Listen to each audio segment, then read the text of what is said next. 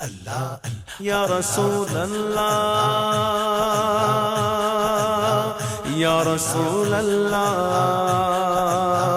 یا حبیب اللہ یا حبیب اللہ یا رسول اللہ یا رسول اللہ یا حبیب اللہ یا حبیب اللہ. تھوڑے بول رہے زور سے بولے نعرے تکبیر نعرے تکبیر نعرے رسالہ نعرے رسالہ نعرے تحقیق نعرے تحقیق نعرے حیدری. اب میں حضور قبلہ عالم حضرت علامہ پیر طریقت رہبر شریعت صاحبزادہ پیر سید محمد عرفان شاہ صاحب آپ کی خدمت میں گزارش کرتا ہوں کہ آپ ممبر پر بیان ہوں اپنے دل میں جگہ دیں. میں یہ سمجھتا ہوں کہ یہاں کے جو مسلمان ہیں نا برطانیہ میں اہل سنت و جماعت جتنے بھی رہتے ہیں اللہ کے فضل و کرم سے بہت سے مولوی حضرات سے زیادہ دینی معلومات رکھتے ہیں کیونکہ یہاں پہ جو ہے نا آپ نے ہر چیز کا ایک اثر نکال دیا ہے. سمجھا ہی جیسے نچوڑ نکالنا ہوتا ہے. بھائی کوئی انڈیا سے علماء آ جائیں پاکستان سے آئیں بنگلہ دیش سے آئیں تو آپ سب کو مطلوب کرتے ہیں پھر ہر مسئلے پر ان کو سنتے بھی ہیں تو معلومات کا ایک خزانہ آپ کے پاس موجود ہے. اور یہ بھی میں سمجھتا ہوں کہ آپ اپنے مسلک کے بارے میں بہت سی معلومات رکھتے ہیں اور یہ بھی میں جانتا ہوں کہ بد مذاہب کی کوئی ایسی خرابی نہیں کہ جس سے آپ واقف نہ ہوں. یہ بھی میرا اندازہ ہے کیونکہ یہاں پہ یہ جو ویڈیو وغیرہ یہ بہت زیادہ ہیں تو اس کی وجہ سے مسائل بھی بار بار اس کا تکرار ہوتا رہتا ہے. گھروں میں بیٹھ کر بھی آپ سنتے ہو. یہ اس لحاظ سے ایک اچھی چیز ہے کہ چلیے آپ بہت کوئی برا پروگرام دیکھنے کی بجائے یہ دیکھتے ہیں تو یہ باس اپنی جگہ پھر کر لینا بھئی یہ ہے کیا. لیکن اور جتنی برائی والی چیزیں ہیں اس سے تو بہت اچھی چیز ہے نا بھئی آپ مطلب بجائے گانا سننے کے ایک تقریر سن رہے ہیں تو یہ اس باس میں نہ میں پڑھنا چاہتا ہوں اور نہ فی الحال یہ ایسے میں وقت میں حل کر سکتا ہوں. لیکن یہ ہے کہ ایک اچھی بات اگر آپ اس سے آپ کو مل جائے تو میں سمجھتا ہوں کہ آپ بھی اور آپ کے بچے بھی بہت سی برائی سے بچ کر اس سے کچھ فائدہ بھی اٹھا سکتے ہیں. کم از کم اتنی بات ہی آپ تک میں عرض کرتا ہوں. اور آپ بد مذاہب کے بارے میں بھی بہت سی معلومات رکھتے ہیں. یہ بھی میرا ایمان ہے مجھے تسلی ہے اور میں پر امید ہوں اہل سنت کے مستقبل سے. جتنے لوگ مسجدوں میں آتے ہیں ان کے بارے میں میں سمجھتا ہوں کہ ان کے بارے میں بھی ان کو معلومات پوری ہیں. لیکن ہمیں جس بات پر زور دینا ہے وہ یہ ہے کہ ہمارا مسئلہ نرا علم نہیں ہے ہمیں معلومات کوئی نہیں. مسئلہ یہ ہے کہ معلومات ہونے کے بعد اس پر ہمیں جس رویے کا اظہار کرنا چاہیے اس رویے کے تقاضے میں ہمیں یہ تقریریں کرنی پڑتی ہیں. یعنی یہ جملہ آپ نے شاید محسوس کیا یا نہیں. یعنی بد عقیدہ کے بارے میں ان کی جتنی برائی ہمیں معلوم ہے وہ معلوم ہونے کے بعد ان کے بارے میں جو رد عمل ہمارا ہونا چاہیے اس میں کچھ کمی ہے. تو اس رد عمل کو پیدا کرنے کے لیے اور آپ حضرات کو یہ تحریک دینے کے لیے کہ آپ جب اپنے مسلک کو حق سمجھتے ہیں اور شرع صدر کے ساتھ آپ سمجھتے ہیں کہ یہی مسلک حق ہے تو اس کی ترویج و اشاعت کے لیے آپ کے اندر ایک جذبہ پیدا ہونا چاہیے. اس کے لیے زیادہ تر تقاضا ہے محنت ہے. تو آج میں نے جس مسئلے کا انتخاب کیا ہے وہ بھی قابل توجہ ہے اور مسائل میں عموماً اس پر ذرا کم توجہ دی جاتی ہے بیان کے لیے بھی. اللہ تعالیٰ نے قرآن پاک میں ارشاد فرمایا یا ایھا الذین آمنوا اطیعوا اللہ و اطیعوا الرسول. اے ایمان والو اللہ کی اطاعت کرو اور اللہ کے رسول کی اطاعت کرو. وَأُولِي الْأَمْرِ مِنْكُمْ اور تم میں سے جو اولی الامر ہیں ان کی اطاعت کرو. فَإِن تَنَازَعْتُمْ فِي شَيْءٍ फरुद्दूहु इलल्लाहि व रसूल,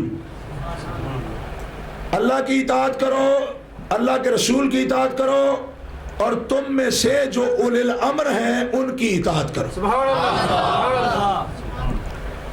ये आप जानते हैं, आधा मजमा तो मेरे साथ बैठा, कितने बंदे मैं देख रहा हूँ, वो अकमेंट वाइक में भी वो थे, तो यहाँ बैठे हुए हैं। तो फिर आप जब समझ गए हैं भाई मैंने कहना है, कुछ आपने भी कहना है, तो आप कहते रहे ना, उसके लिए भी वक्त आप लगवाएंगे फिर मुझसे।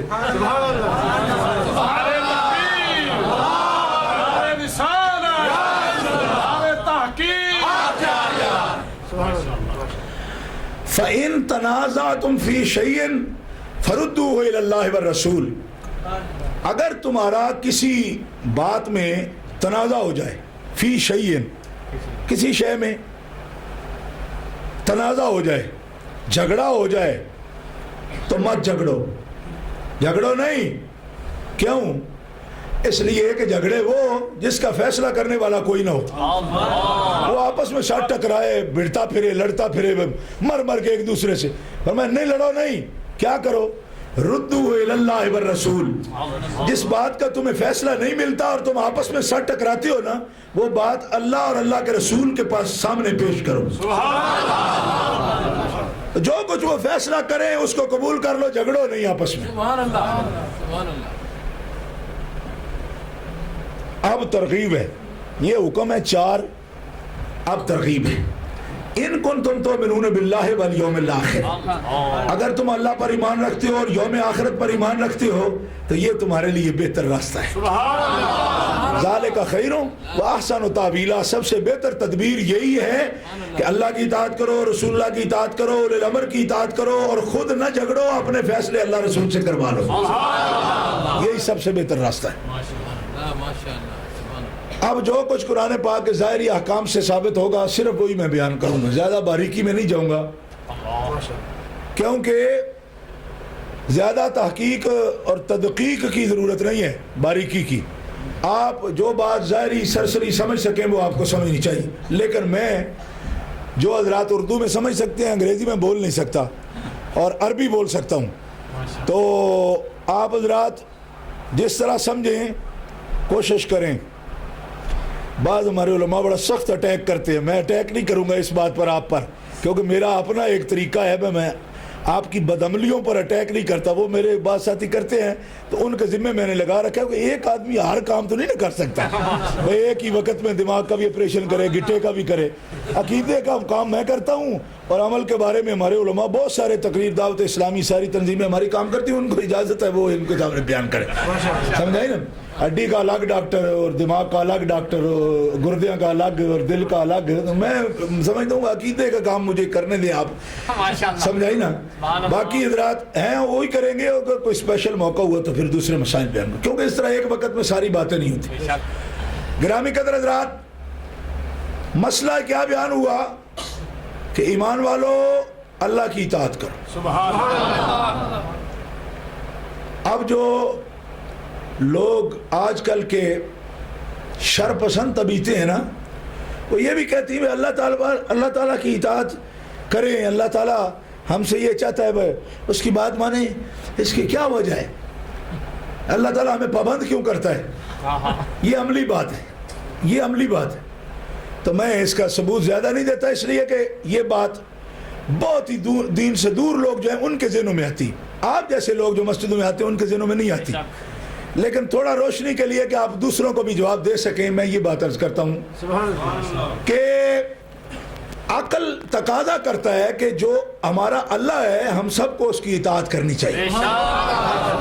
यानी शरा का तकाजा तो अपनी जगह, लेकिन अकल भी कहती है कि अल्लाह की इताअत करनी चाहिए। क्यों? इसलिए कि अल्लाह हमारा रब है, ये हमारा ईमान है कि अल्लाह हमारा रब है, और रब का माना होता है पालने वाला, और इसमें भी बड़ी बरीकी है कि किस तरह पालने वाला। तो उस बरीकी की ज़रूरत नहीं है, तदरीजन पालने वाला, ज़रूरतें जान जान कर पालने वाला, वो एक पूरी तकरीर है, लोग करते हैं इस पर। मतलब ख़ास तौर पर रब का माना जो है ना, वो अल्लाह ताला ही उसका मुस्तहिक है, दूसरे को नहीं कह सकते रब। मजाजी माने में जब कहेंगे तो वो पूरा रब नहीं है, वो मजाजी ही है, مجازی اور اگر کوئی پالے بھی، کیونکہ حقیقی طور پر رب جو ہے نا وہ اللہ تعالیٰ کی ذات ہے۔ اچھا، عقل کہتا ہے کہ جس کا کوئی رب ہو نا تو اپنے رب کی اطاعت کرے۔ علامہ بیضاوی رحمۃ اللہ علیہ نے، بڑے مفسر ہیں، ایک سادہ سی مثال بیان کی اور مجھے بڑے پسند ہے۔ آپ فرماتے ہیں دیکھو ایک جانور گھوڑا آپ پالتے ہیں، گھوڑے کو دانہ ڈالتے ہیں، چارہ ڈالتے ہیں، آپ کھرکنا وغیرہ اسے کرتے ہیں، خدمت کرتے ہیں اس کی، تو آپ کا مقصد کیا ہوتا ہے کہ اس پر سواری کریں گے، تو آپ سے خدمت کرا لے اور جس وقت آپ نے سواری کرنی ہو وہ چلے ہی نہیں، آپ اس کو وہ جو ہے نا وہ اس کی لگام ایسے کھینچے وہ پیچھے بھاگے، تو میدان میں جب بھگانا چاہیں تو لے کر آپ کو دوڑے نہیں، تو آپ کیا کہیں گے؟ ماریں گے چھانٹے اسے اور 2-4 لگامیں ماریں گے اور اس کے بعد کہیں گے بڑا بد اصل ہے بھائی، چارہ کھا جاتا ہے، دانا کھا جاتا ہے، دوڑنے کے وقت دوڑتا نہیں۔ اور غصہ کس بات کا بھائی؟ کہا غصہ اس بات کا کہ کھلاتا میں ہوں نا، غصہ مالک کو اس بات کا کہ میں چارہ ڈالتا ہوں، دانا میں ڈالتا ہوں، اس کی خدمت میں کروں۔ لوہے کا چھوٹا سا ہوتا ہے نا جسے ہمارے پاکستان میں لوگ اس کو کھرکنا کہتے ہیں، وہ میں کرتا ہوں، جب دوڑاتا ہوں دوڑتا نہیں۔ گدھے کو چارہ ڈالتے ہیں لوگ کس لیے کہ اس پہ سامان لا دیں گے اور جب لا دیں وہ بیٹھ جائے، جب کھانے پہ آئے تو پوری کھرلی کھا جائے، تو آپ اس کو کیا بولتے ہیں؟ بھینس کو آپ چارہ ڈالتے کس لیے کہ دودھ دے، اور کھلا کھلا کے اس کو پورا کھلا دے کھرلی پوری، اور جب دودھ دونے بیٹھے چھڑ مار دے، آپ کیا کہیں گے؟ اس کی ماں بھی اچھی نہیں تھی، اس کی نسل ہی اچھی نہیں تھی، ورنہ کھانے کے وقت تو ساری کھرلی کھاتی ہے اور دودھ دینے کے وقت 2 قطرے نہیں دیتی۔ گرامی قدر حضرات بات سمجھ رہے ہیں آپ؟ میں تفسیر کی روشنی میں چل رہا ہوں، آپ کہیں گے عجیب مثالیں دینے لگے، باقاعدہ تفسیر میں لکھی ہوئی ہے۔ ہاں فرمایا جو کھلائے وہ اطاعت بھی کرواتا ہے، اور نہ کرے کوئی اطاعت تو کہتا ہے یہ شے بد اصل ہے، کھا جاتی ہے، اطاعت نہیں کرتی۔ اب اللہ فرماتا ہے کہ ہر چیز میں غصہ کرتے ہو، میرا پیدا کیا ہوا چارہ اس کو کھلا کے تقاضا رکھتے ہو کہ تیری اطاعت کرے۔ یا ایھا الناس اعبدوا ربکم، میں تمہیں کھلاتا ہوں، ذرا میرا بھی تو خیال رکھو۔ اب بھینس دودھ نہ دے تو بد اصل کہتے ہو، اور تم میری اطاعت نہ کرو تو میں تمہیں کیا کہوں؟ پیار سے کہہ دو نا سبحان، بے شک تھوڑا تھوڑا شرمندہ بھی ہو لے ہم، لیکن سبحان اللہ بھی تو کہیں۔ مطلب ہے میں عقلی طور پر بتاتا ہوں کہ کیا ہمارا عقیدہ نہیں ہے کہ وہ ہمارا رب ہے؟ پھر جب ہم اس کے حکم کی طرف توجہ نہ دیں تو پھر ہمیں اپنی اصل پر غور کرنا چاہیے نا، کہ ہمارا خون ٹھیک نہیں ہے تب نہیں اطاعت کرتے۔ کیوں کہ اگر گھوڑا نہ مانے اسے تو بد اصل کہیں، اور بندہ نہ مانے تو کیا کہیں؟ گالی دینا میرا مقصد نہیں ہے، صرف توجہ دلانا مقصد ہے کہ ہمیں اپنے آپ پر غور کرنا چاہیے۔ فرمایا اطاعت کرو اپنے رب کی، اس لیے اللہ نے یہاں یا نہیں کہا یا ایھا الناس اعبدوا الرحمن، بلکہ ربکم فرمایا کہ پالن ہار ہے تمہارا، اس لیے اس کی عبادت کرو، اور اس لیے فرماتا ہے آمنو، اے ایمان والو، اطیعوا اللہ، اللہ کی اطاعت کرو، اللہ کی اطاعت کرو۔ اچھا اب اطاعت کے اندر کئی مراتب ہیں، یہ مضمون ہے پورا اطاعت، میں تفصیل میں نہیں جاؤں گا، مگر اتنی بات ضرور آپ کو عرض کرتا ہوں کہ اطاعت کا معنی عام لوگ یہ کرتے ہیں فرما برداری، بات ماننا، لیکن اس کی تفصیل میں گہرائی ہے۔ عام فرما برداری کو اطاعت نہیں کہتے، اب میں اس میں بھی تفصیل میں نہیں جاؤں گا کہ مجھے مضمون آگے جو بیان کرنا ہے۔ عام فرما برداری، بات ماننے کو اطاعت نہیں کہتے، اور ہر مومن بندہ مطیع بھی نہیں ہوتا۔ کیوں؟ اگر ہوتا تو آمنو کہہ کے اطیع اللہ کیوں کہا جاتا؟ اس بات پر غور فرماؤ کہ ہر بندہ جو کلمہ پڑھتا ہے سمجھے جی میں مطیع ہوں اللہ کا، اگر ایسا ہوتا تو آمنو کہہ کے اطیع اللہ کیوں کہا جاتا؟ معلوم ہوا ایماندار ہونے کے باوجود بھی بندہ مطیع نہیں ہوتا ابھی، تبھی اللہ فرماتا ہے آمنو اطیع اللہ، اے ایمان والو اطاعت کرو نا اللہ کی۔ مطلب مطیع مومن کا مقام عام ایمان والے سے ذرا اوپر ہے، اس لیے ایمان لانے کے بعد بھی اللہ کہتا ہے اطاعت کرو نا اللہ کی اور اس کے رسول کی۔ یہ قابل غور بات ہے، اور اس میں کوئی خطابت نہیں، مضمون پر غور رکھنا ہے آپ نے، کیونکہ خطابت ہوتی بھی کوئی نہیں، مطلب جمعے سے لے کر اتوار تک مسلسل سفر اور 2-3 تقریریں، خطابت تو دم گھٹنے سے مر جاتی ہے نا اتنے سفر میں اور اتنے بولنے میں، مضمون ہی ہے بس وہ آپ سن لیں۔ سبحان اللہ سبحان اللہ۔ حضرات گرامی، اطاعت کس قسم کی، اب زیادہ تفصیل میں نہیں جاتا، ایک مثال عرض کرتا ہوں۔ زور ابھی عصر آپ نے پڑھی، اور مغرب کا ٹائم، ٹھیک ٹائم کیا ہے جی؟ 7:45۔ اچھا، ابھی 6 بجے آپ نے عصر پڑھی، 6:30 بجے عصر پڑھی، اور اذان ہوئی، اذان کے بعد آپ نے باجماعت نماز پڑھ لی 6:30۔ اب اگر کوئی شخص 7:15 بجے عصر کی نماز پڑھے، 7:15 بجے، 7:15 بجے وضو کرے، نماز مسجد میں آئے، نماز پڑھ لے 7:15 عصر کی، تو فرض اس کا ادا ہو گیا نا؟ جی بالکل، کہ نہیں ہوا؟ ہو گیا۔ اللہ نے حکم دیا تھا کہ مصلی نماز پڑھو، اس نے پڑھ لی نا؟ 7:15 نماز پڑھی، پڑھ لی نا؟ فرض اس کے ذمہ جو تھا ادا ہوا کہ نہیں ہوا؟ ہو گیا۔ دونوں نے اللہ کو حکم مان لیا نا، 6:30 والے نے بھی اور 7:15 بجے والے نے بھی، دونوں نے مانا ہے نا؟ بے شک۔ اب اللہ تعالیٰ سے پوچھتے ہیں، نماز دونوں نے پڑھ لی، دونوں نے وقت میں پڑھی، ان میں مطیع کون ہے؟ آپ کا اور میرا ایک عام ذہن یہ ہے کہ دونوں نے اطاعت کی، لیکن اس طرح نہیں۔ اللہ فرماتا ہے جس نے لیٹ پڑھی، سستی کر کے پڑھی، حالانکہ نماز اس نے پڑھی ہے، جس نے نہیں پڑھی ابھی تو وہ دور کی بات ہے، نہیں غور کیا۔